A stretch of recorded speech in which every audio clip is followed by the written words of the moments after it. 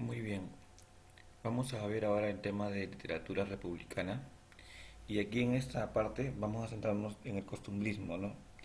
Para empezar quiero decir un concepto, ¿no? Que el costumbrismo es esa tendencia que tiene la literatura a hablar o a contar las costumbres típicas de un determinado lugar, ¿ya? A veces con mucha exageración lo cuenta o a veces fiel a las costumbres. El tema es que se vale de eso para escribir. Muy bien, y un aspecto que acompaña a este costumbrismo en el Perú básicamente es la esencia criolla, ¿no? Muy bien, vamos a ir desarrollando todo ese concepto en la clase. Muy bien, literatura republicana. A ver, contexto histórico. El costumbrismo es una corriente literaria que predominó en España en la primera mitad del siglo XIX, cuando ya en toda Europa imperaba el romanticismo. Podemos decir entonces que el costumbrismo es el tránsito entre el neoclasicismo y el romanticismo.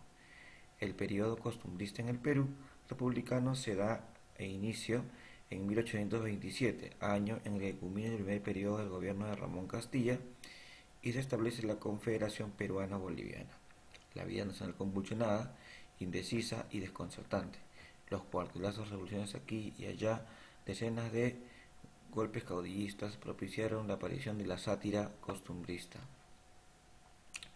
Como decíamos la vez pasada, la sátira es esa crítica muy aguda pero moralizadora.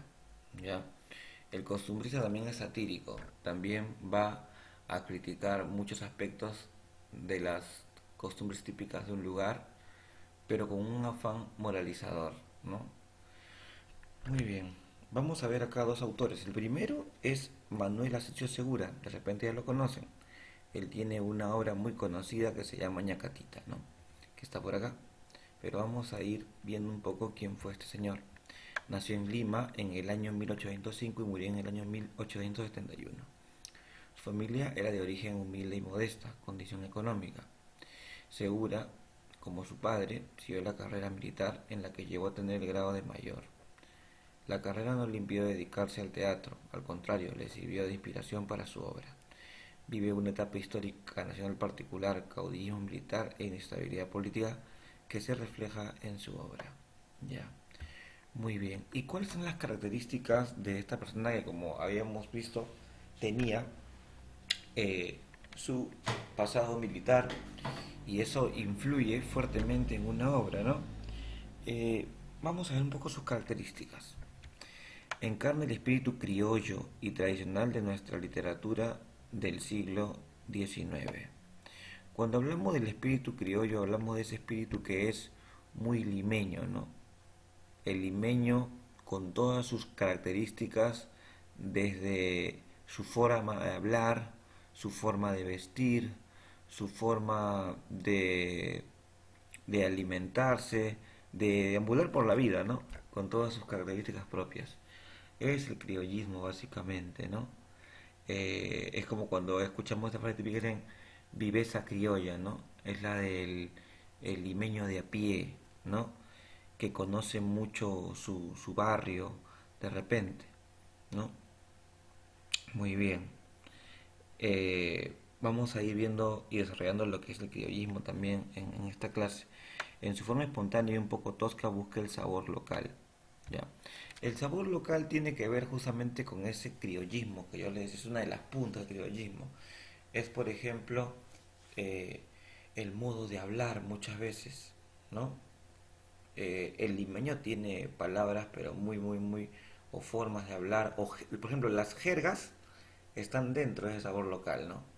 Que son un lenguaje informal, sin embargo es un lenguaje que aceptado como tal porque es una forma de comunicación.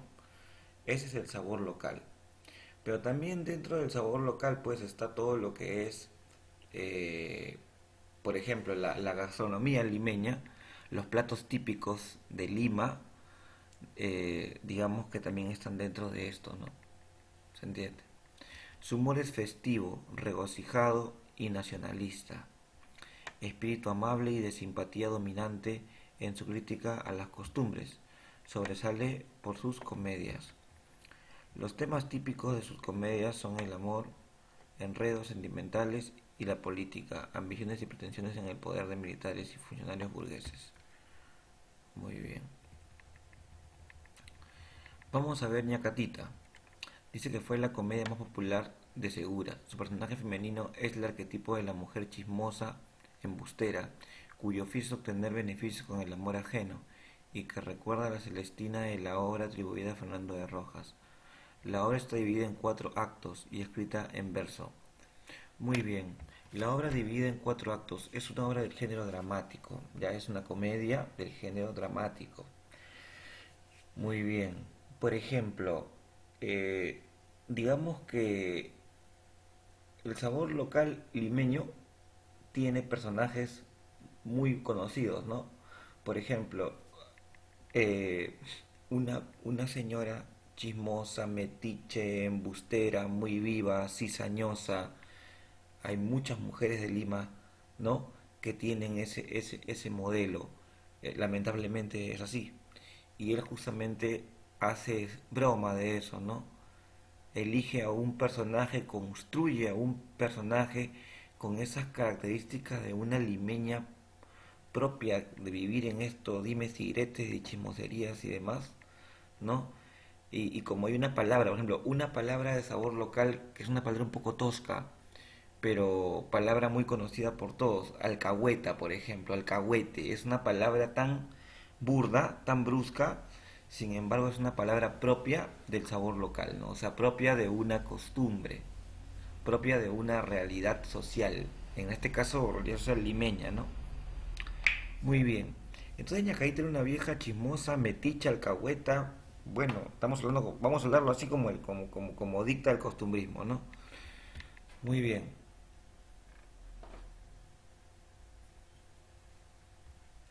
Ñacatita, la trama de la historia se desenvuelve en medio de las pretensiones de don Alejo por la joven Juliana, quien en realidad está enamorado de Manuel.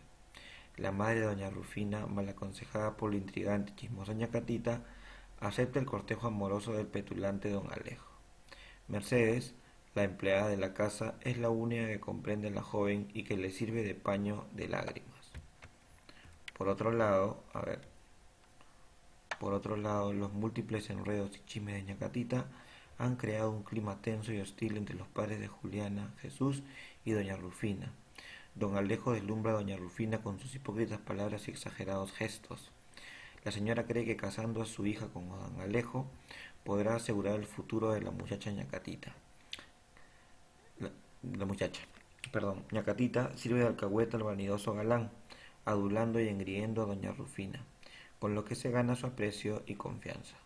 Manuel, el joven enamorado de Juliana, al ver la oposición de la madre, decide irse lejos con ella. Contando con la ayuda de la criada Mercedes, se preparan para la fuga, pero son descubiertos por la indiscreta Ñacatita, quien avisa a la madre doña Rufina. Aparece don Jesús, quien se sorprende de la actitud del joven y se enfurece contra él, a quien consideraba un buen muchacho, casi como un hijo. Luego llega a la casa don Juan, un viejo amigo de don Jesús, quien reconoce a don Alejo y los enmascara de frente a toda la familia, diciendo que era un hombre casado y que no era más que un impostor, que hacía pasar por un gran señor, enamorando así a indefensas jovencitas. Don Alejo y Ñacatita son arrojados de la casa. Doña Rufina, arrepentida y avergonzada, pide perdón a su hija por tratar de obligarla a casarse con quien no amaba y se reconcilia con su esposo. Es así que Juliana se libera de un inconveniente matrimonio y puede finalmente ser feliz junto al joven que ama. Acá aparece también pues la figura que también está dentro de una del criollismo peruano, limeño, ¿no? Aparece la figura de don Alejo, ¿no? Que es el típico hombre galán, pero sobre todo muy fanfarrón, porque era demasiado palabreador, lo que podemos conocer con una palabra también dentro del sabor local, como pues florero, pues, ¿no? ¿Se entiende? Para decirlo en un término coloquial, ya que estamos hablando del costumbrismo, ya que estamos hablando del sabor local. Florero, pues, ¿no? Al final, como se dice, sabe, era un impostor, nada más, ¿no? Y muy bien. Y también acá, pues, Doña Rufina también tiene una figura dentro de que es la típica señora que se deja deslumbrar por el floro de este señor, se deja deslumbrar porque cree que este señor le va a dar ciertas seguridades a su hija y no le importa la, la diferencia de edad. ¿Se entiende? Sabemos que también es una figura muy típica dentro de la sociedad limeña criolla, ¿no? Muy bien, otro autor es Felipe Pardo de Aliaga, y acá muy importante porque este señor me van a hacer un trabajo. Nació en 1806, su padre era oidor de la Audiencia de Lima y su madre hija de los marqueses de Fuentehermosa. Cuando se produce la independencia, el oidor viaja a España, donde Pardo se educa en la Escuela de San Mateo, el centro de formación neoclásico de aquella época. Su educación se perfecciona en la Academia de Mirto. Tras estos estudios, en 1827 regresa al Perú e inicia una intensa actividad periodística a través de la columna teatral del Mercurio Peruano. En 1829 estrena su primera obra teatral, Frutos de la Educación. Muy bien. Este señor tiene características como formas refinadas y elaboradas, sobresale en la sátira costumbrista, no fue solo un observador, sino un amargo cuestionador de la realidad de su tiempo, criticó la clase media. Ya, este señor hace una sátira, o sea, una crítica muy inteligente, muy burlona. Vamos a sombrear esto. Crítica inteligente, muy burlona, pero moralizadora, ¿no? Por ejemplo, ustedes van a leer, ahora que dejan el sistema, van a leer como tarea un texto que se llama Un viaje, ¿no? Un viaje que le escribe este señor Felipe Par de Aliaga. Y van a ver justamente esta sátira costumbrista, ¿no? Vean con qué burla, pero una burla pero muy muy aguda, cuenta este señor, y más que burla, digamos, para ser más precisos, con un poco de ironía, o con gran ironía, cuenta este señor acerca de un personaje dentro del viaje, ¿no? Con qué ironía, con qué sátira costumbrista, este, cuenta este señor, pero con un afán moralizador, como toda sátira. Muy bien chicos, esa sería toda la clase, nos conectamos al Zoom hoy por la tarde.